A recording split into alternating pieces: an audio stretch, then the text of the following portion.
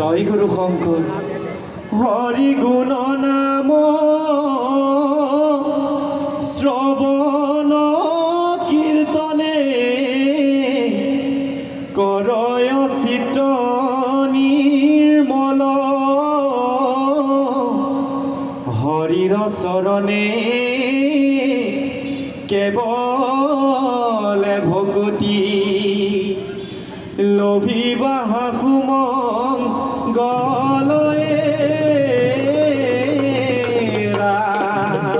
জয় গুৰু শঙ্কৰ হৰি নাম ভাল লাগে শ্ৰৱণ কৰি